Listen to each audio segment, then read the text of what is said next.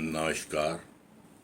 मैं हूं डॉक्टर के वी राय और आज आरटीआई सीरीज़ 5 के अंतर्गत हम फ़ी रूल्स के बारे में बात करेंगे।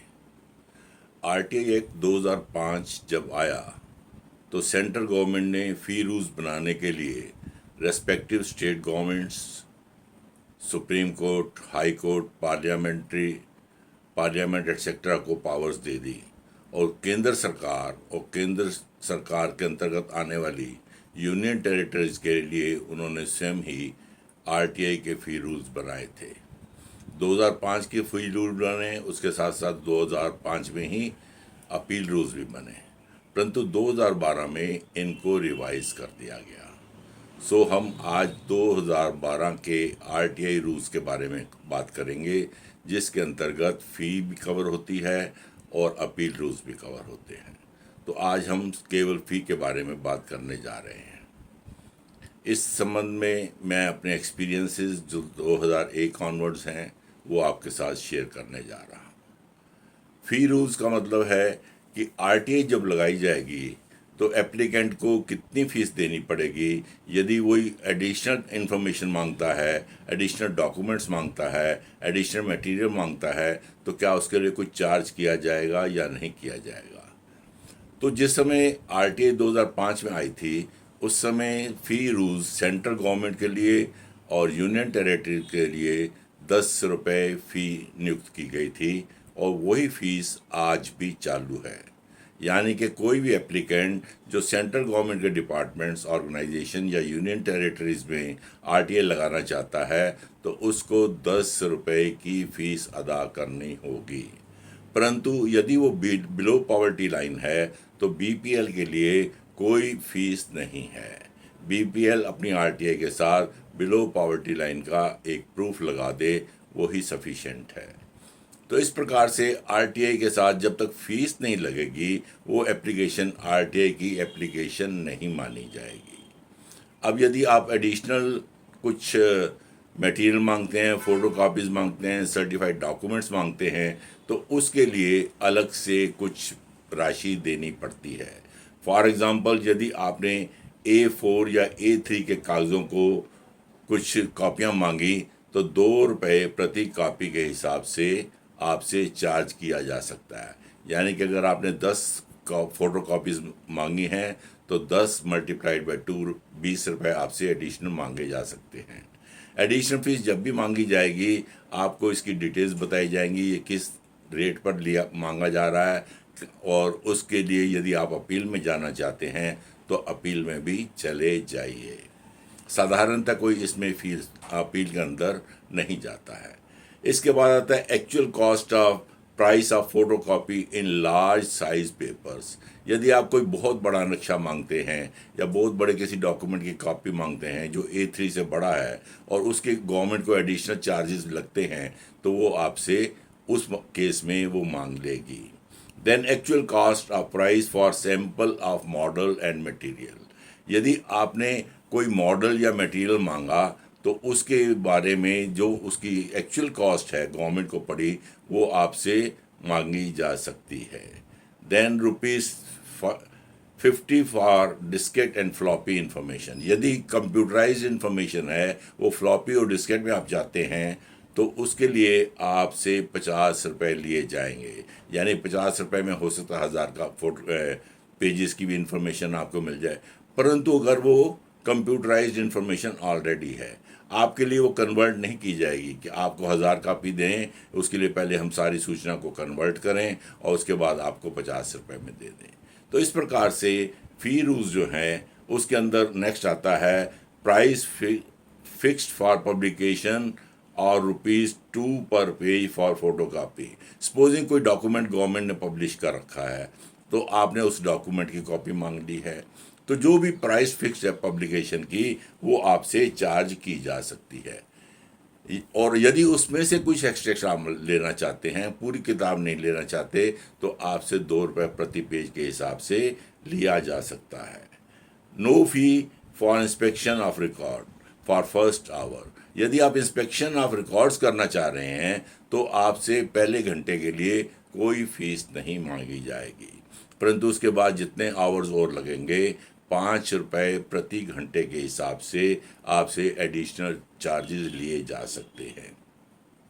और इसमें एक नया कॉन्सेप्ट अब जो ऐड कर दिया गया है वो है पोस्टल चार्जेस का। यदि सूचना भेजने में 50 रुपये से अधिक लगते हैं सरकार को, तो वो एडिशनल चार्जेस के रूप में आपसे मांगे जाएंगे, और यदि पोस्टल चार्जेस 50 रुपये से कम हैं तो वो सरकार स्वयं बेयर करेगी। तो इस प्रकार से आरटीआई के अंतर्गत विभिन्न आमदों के लिए विभिन्न फ़ी है जो चार्ज की जा सकती है और की जा रही है।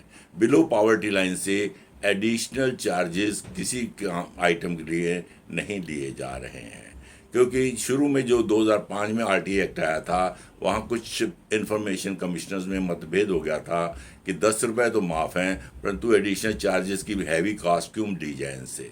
तो दोनों के अलग अलग मतभेदों को निपटाने के लिए ये 2012 के आरटीआई रूल्स के अंतर्गत नया प्रावधान कर दिया गया है। अब बात होती है कि फ़ीस का मोड क्या होगा।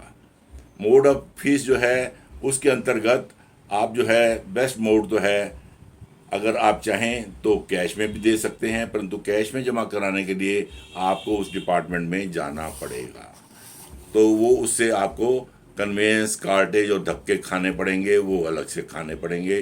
So that is not a proper mode. इसके बाद जो है दूसरा मोड है पोस्टल ऑर्डर का।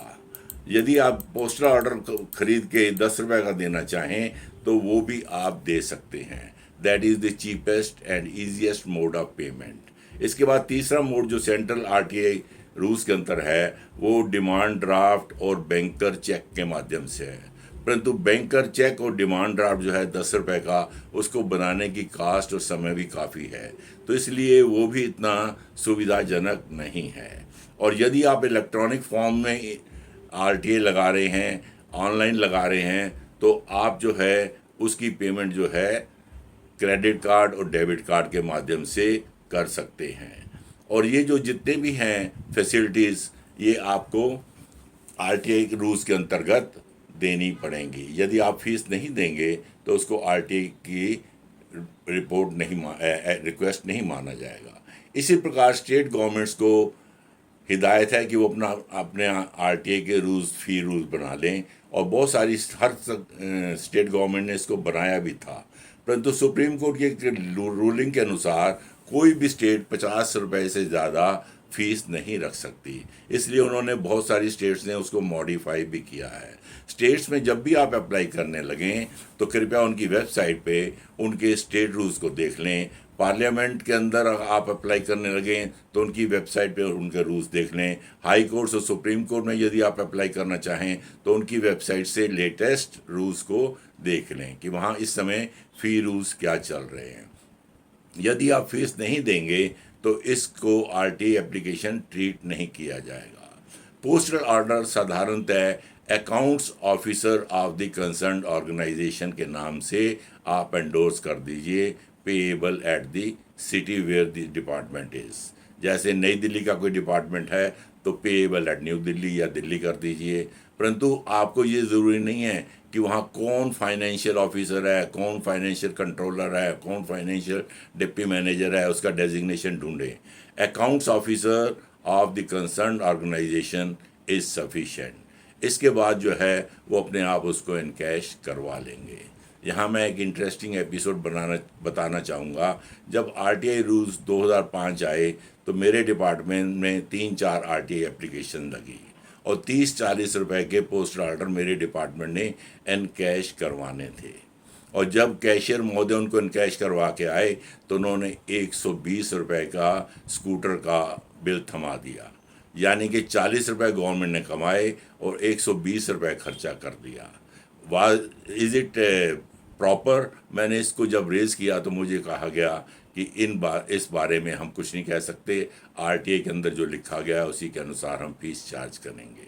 तो भैया इसके अंदर एडमिनिस्ट्रेटिव प्रॉब्लम्स भी कई आ रही हैं कि क्या cost of collection is many a times more than the cost we have collected.